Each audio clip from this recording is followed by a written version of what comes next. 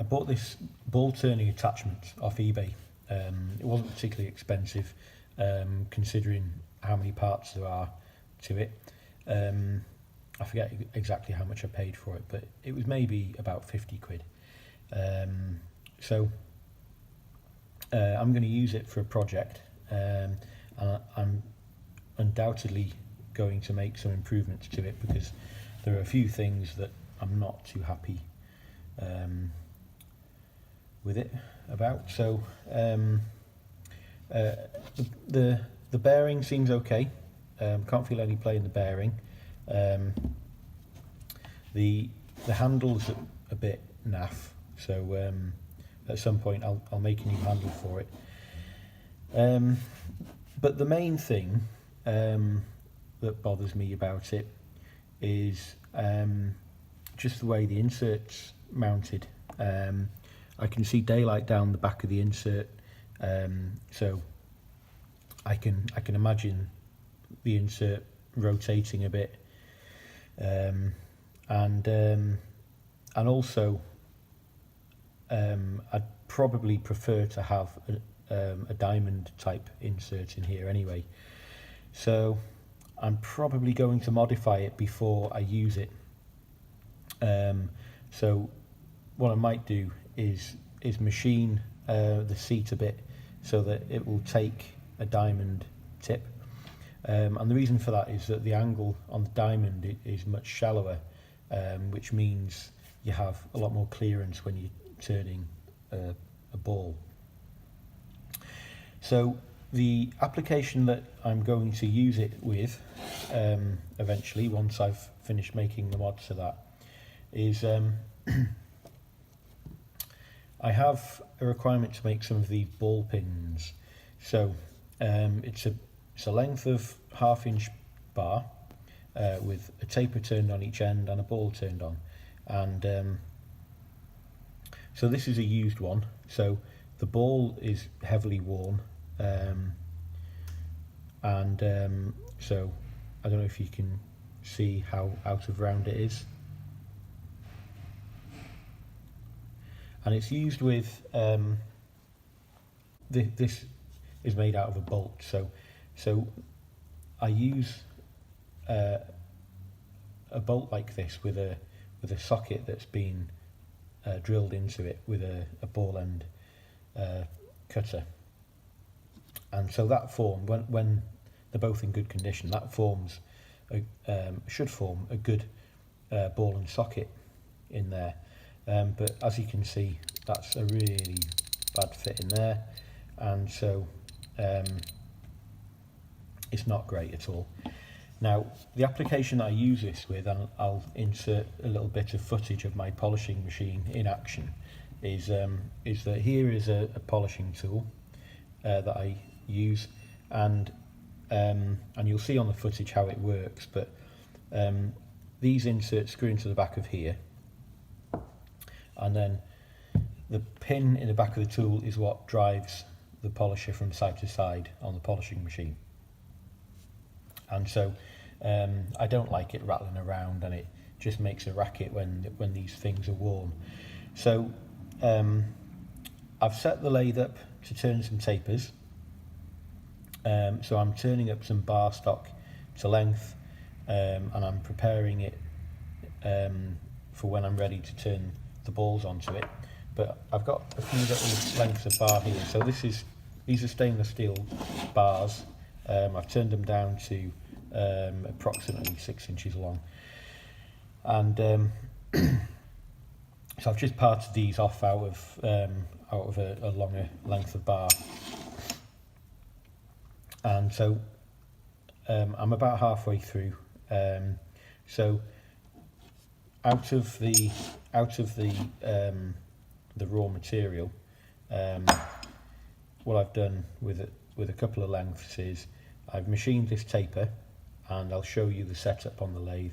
I've turned the compound to 10 degrees, and I'm just turning that taper by hand using the compound. And so what I'm left with is an end on the bar which is going to become a 10mm ball. So that diameter is still 1/2 inch, so that's 12.7 mil. So I should have turned this down to 10mm diameter while it was up in the lathe, and I forgot to do that. So I'll be doing that before turning the ball on, so that I can see where it's taking from when I start to turn the ball. It's 10mm wide, so what I should end up with is when I turn from the centre here, I should get a full rad right round to the centre there, and then when I come back here, potentially I'm going to run out of clearance when I'm using the triangular insert on here.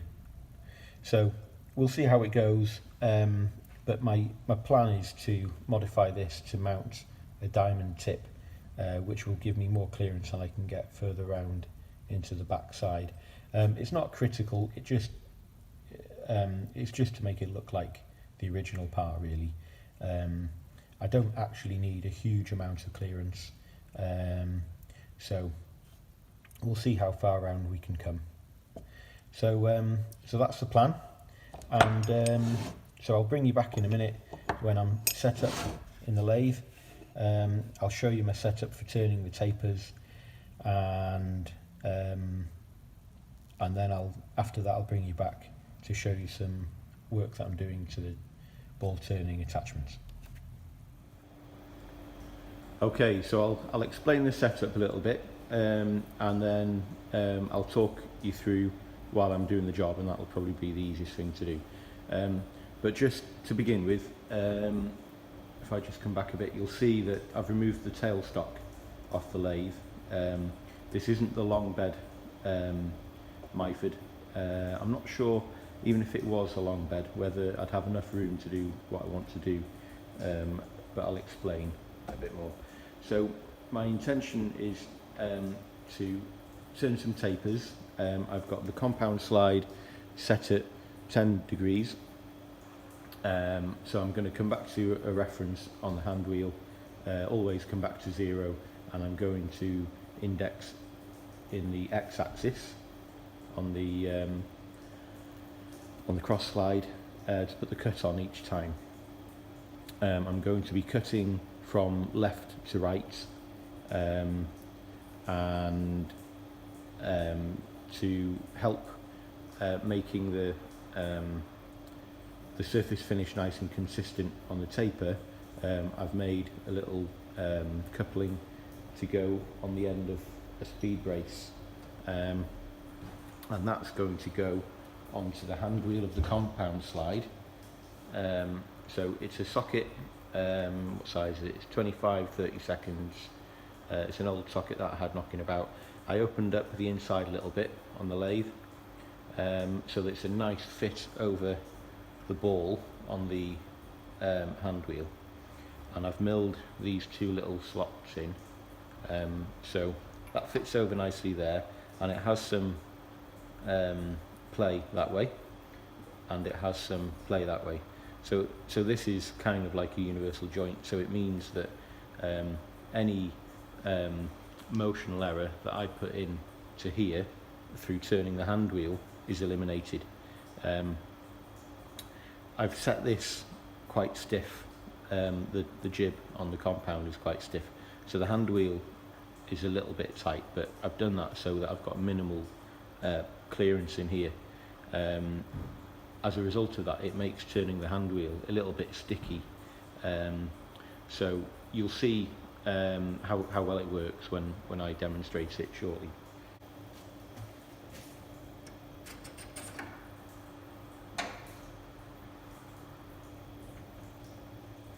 So I don't want this sticking out too far.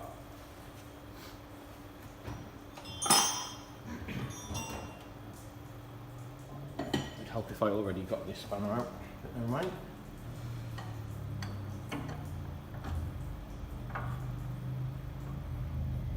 Let's give that a nip. Doesn't have to be ridiculously tight. So we're on 11.25 now. We're down to 10.75.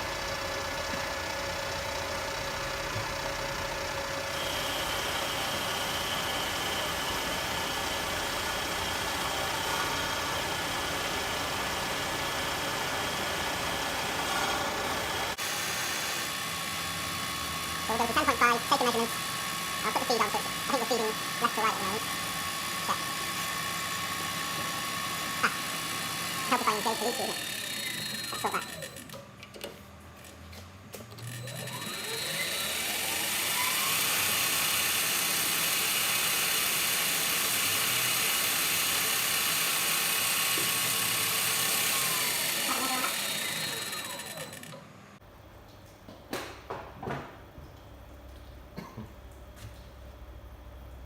So I'll use my 0 to 25 micrometer. Doesn't have to be this accurate. I'm just taking this opportunity to set the DRO reasonably well. So we've got 0 reading on the micron reading on there. So let's have a look.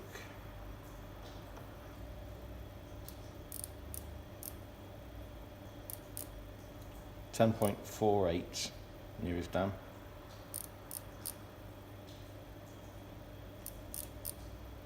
.465. So we'll call that 10.47. And it's a little bit warm, so it's actually a little bit smaller than that, but we'll see how we go. So we'll fire it back up. So we'll come into 10.1, and then we'll have a finishing pass at 0.1 on the diameter. So that'll be 50 microns depth of cut coming back.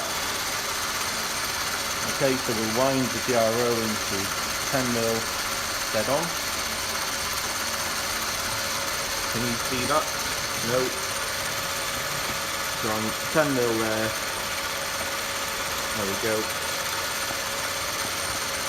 I'll put the feed on.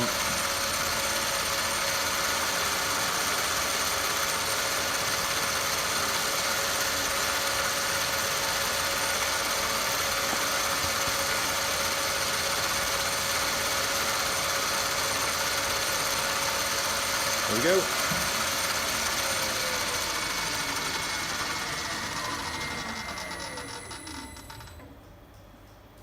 Check the size.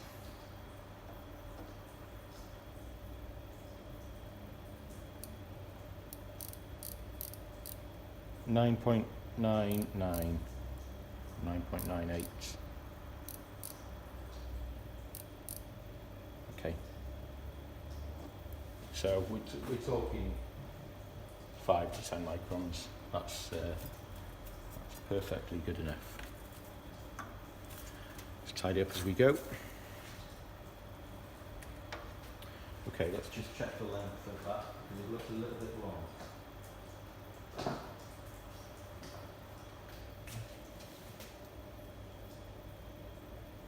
No, it's pretty much there. It just looks long for some reason. Okay, so that's the procedure for turning the little stubs on the end. So I'm going to carry on with the rest of this little batch now, and then I'll bring you back for the next stage.